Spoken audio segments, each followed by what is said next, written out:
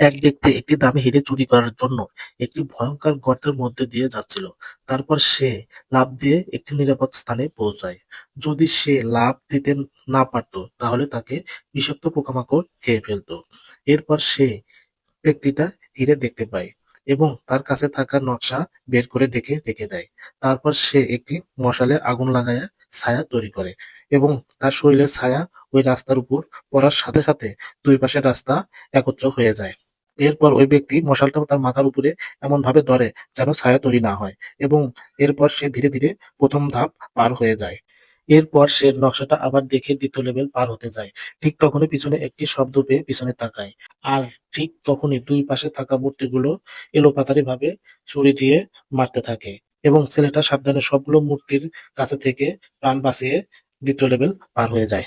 এরপর পার হয়ে সে কাছে থাকা নকশাটা আবার বের করে দেখে পরের লেভেল কিভাবে পার হবে, কিন্তু তার দেওয়া নেই। তখন সে রিস্ক নিয়ে ওই রাস্তার উপর দিয়ে দৌড় দিতে থাকে। সে যেখানে পা দেয় সেই রাস্তা ভেঙে নিচে পড়ে যায়। এরপরে সে দ্রুত দৌড় দিয়ে জাম্প করে হিরেটা ধরে নিচে পড়ে যায়।